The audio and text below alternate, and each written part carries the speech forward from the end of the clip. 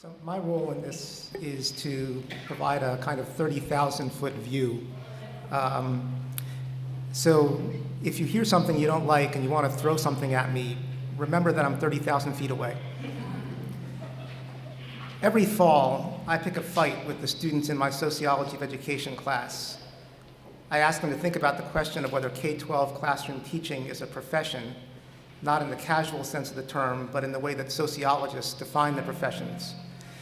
Sociologists come at this from a variety of perspectives, but there's a classical view that argues that there are four central attributes to a profession and its practitioners. And I call them the four A's: abstract knowledge, authority, autonomy, and altruism. I'm going to say a bit about these attributes, but before I do, I want to emphasize that these criteria are socially constructed, and even worse, socially constructed by sociologists.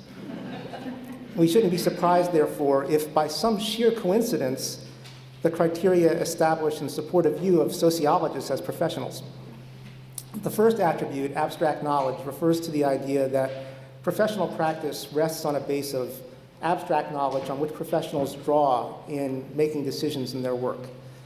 Not all of the decisions that professionals make are derived from a specialized base of knowledge, of course. There's no specialized abstract knowledge involved in a physician's choice of a medical record system or where to buy a white lab coat. And there's plenty of concrete procedural knowledge on which professionals of all stripes rely. What's most distinctive about the kind of abstract knowledge that sociologists have elevated in this definition is that it can be applied to diagnose unfamiliar cases and identify a course of action. Moreover, this knowledge is to be produced in organizations that are established specifically for that purpose, most commonly colleges and universities. Possession of the requisite knowledge typically is regulated by the state via accreditation and licensing provisions that create a boundary separating individuals who are recognized as having the abstract knowledge necessary to practice the profession from those who are not. If we apply this attribute to K-12 classroom teaching, there are some fault lines that are readily apparent, and some of them surely will be part of today's discussion. For now, though, let me raise the question, abstract knowledge for what? There's no consensus about the purpose or goals of a good elementary and secondary education. Are we seeking to cultivate citizens, workers, individuals who can transcend the social standing of their parents? All of these goals are part of the discourse about the purpose of schooling, although my colleague David Labrie at Stanford has argued forcefully that social mobility, the goal of moving up in society for those who are at the bottom of the social stepladder, or hanging on to an advantaged position for those who are born on third base, has been trumping democratic citizenship and even social efficiency as goals. If we can't agree on goals, or if the goals that are embraced by policymakers differ from those that are held dear by practitioners, we will have difficulty defining an appropriate knowledge base that's abstract. Other kinds of knowledge, perhaps of the teach like a champion variety espoused by Doug Lemov, which frequently concern classroom management, will rush in to fill the void. The second of the A's is authority, and there are several types of authority that are at issue. One is simply the legitimate authority to practice the profession, and it's important that that authority be acknowledged universally. But it's also the case that professionals typically engage with clients. And a second type of authority is the authority that professionals have over their clients. It's expected that clients will do what professionals tell them to, because professionals are viewed as having the legitimate authority to advise clients on courses of action. Not so for teaching. The battle between teachers and students for control over the classroom has been a subject of research and commentary at least since Barnard professor Willard Waller's book, The Sociology of Teaching, was published in 1932. Professionals also frequently have authority over subordinate classifications or occupations. We generally envision physicians as having authority over nurses and certainly over physician assistants. And there are also subordinate occupations in other professional realms, such as paralegals or teacher assistants. But occasionally there'll be skirmishes over who has legitimate authority. For example, there now are settings in which nurses, or perhaps more commonly nurse practitioners, have the legitimate authority to write prescriptions. But perhaps most central to our concern today is the authority that resides in the collective of professionals, the authority over who gets to be a member of a profession. This is a gatekeeping function that professions typically have, the right to control who gets to be a member of the profession and who does not. This kind of self-regulation is implicit in professional organizations such as the American Medical Association or the American Bar Association, both of which claim the right to control who gets to be a physician or a lawyer. And again, there'll be questions about whether K-12 classroom teaching has the authority to regulate its membership. The third A is altruism, and there's a common understanding of what altruism consists of. We think of people who are altruistic as being in service to others, and it's true that the professions have a service orientation.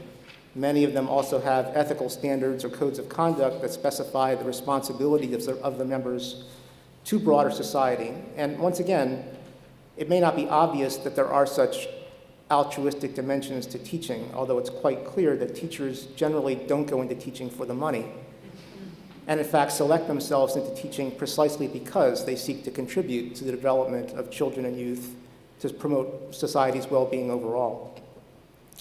And finally, the fourth A is autonomy. And here, autonomy refers to control over the work process, the extent to which individuals have control over the work that they do. There's nothing that precludes a salaried employee from being a professional, but it is the case that many teachers have experienced an erosion of their sense of control over what they can do in the classroom.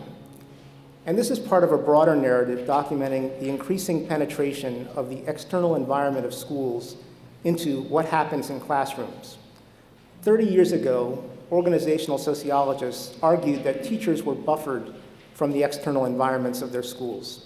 They could shut the door and pretty much do what they wanted, and no one was directly inspecting either the process of education or its outputs.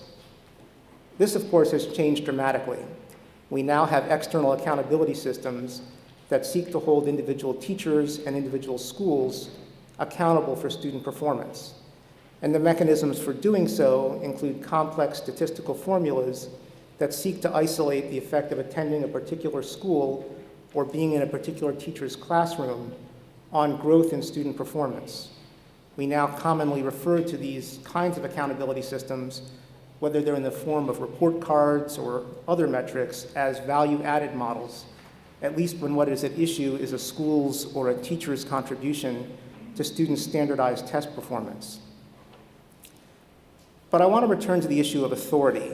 And the big question is, authority over what? And here we begin to see the roots of the inherent challenges to claiming that K-12 classroom teaching is a profession. There are two big categories of things that we might imagine teachers having authority over. One is the content of what is to be taught. The other is how to teach that content. The harsh reality from the standpoint of those who seek to elevate teaching to the status of a profession is that teachers do not have the legitimate authority to decide what is to be taught. As my colleague David Laborie has argued, in a democracy, what is to be taught is decided democratically. And that means in practice that elected school boards determine state and district-wide curricula. And it may chafe to hear that some rube whose child attends a school has as much legitimate say over what is to be taught as does a teacher who has studied teaching for years. But that's the reality. And there are extreme cases that we can point to, such as the Kansas State Board of Education, the Dover School Board in Pennsylvania regarding backdoor approaches to getting intelligent design into biology classes. It's hard to know when to locate a major shift over the curriculum in American education, and some people might point to A Nation at Risk, 1984, which called for higher standards for students in the form of a new basics high school curriculum. I don't really think A Nation at Risk did that much. It was a persuasive document, not one that had a lot of policy force behind it. But what it did do was ratchet up the rhetoric supporting a view that the primary purpose of schooling was social efficiency, preparing young people to assume jobs that would enable the U.S. to remain competitive in the international economy. You don't see much attention to equity in A Nation at Risk. It's all about efficiency and international competitiveness. And then, of course, 15 years after that, we had No Child Left Behind, which again did not set out new or higher standards for student performance, but did require states to have grade level standards in reading and mathematics and a set of assessments that were intended to reveal what proportion of students were proficient in meeting these grade level standards. And once again, the legitimate curriculum was narrowed now to meeting grade level proficiency standards on standardized tests in English language arts and mathematics, administered to virtually every child in grades 4 through 8 in the US. And the de facto national curriculum in the US became test preparation. The other major change that occurred starting in the mid-70s was the claim that there was meaningful variation in the ability of teachers to influence their students' achievement test scores. And here I'm happy to blame the economists, who are sociologists' sort of common foil. The holy grail for labor economists for years and years was direct measures of workers' productivity, direct measures of workers' contributions to a firm's output. And historically, that was always measured indirectly. The common assumption was that employers would pay their workers in proportion to their contribution to the bottom line of the firm. And so economists would infer workers' productivity based on their wages. But beginning in the 1970s, economists studying school productivity came to realize that there were differences among teachers in their contributions to students' academic performance.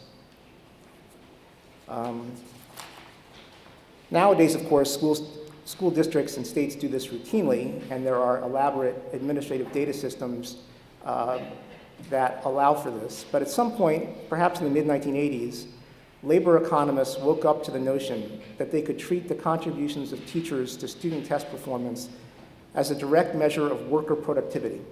They would no longer have to infer productivity from how much teachers earn. And that decoupling of earnings from productivity led to the realization that there were some teachers who were highly experienced and hence highly paid, but were no more effective than some other teachers who were relatively inexperienced and had lower salaries. And the Economic Brain Trust argued this was inefficient. Eric Hanushek was featured in the movie Waiting for Superman, arguing that we can fire our way to the top if we simply fire the lowest performing 5% of teachers every year. And more recently, these arguments have embraced equity. If you look at the Vergara case in California and some other recent court cases arguing that evidence that minority and high poverty children are exposed to a greater concentration of ineffective teachers is fundamentally unfair and violates the law.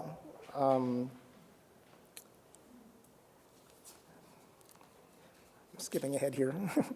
So the historical backdrop for edTPA, we've got a narrowing conception of the purpose of schooling, widespread disagreement about what counts as good professional practice and how to measure it, heightened concern about individual differences in teacher performance, and an increasing cult of quantification, which has penetrated many spheres of daily life, but with especially pernicious effects on the workplace in general and on teachers in particular.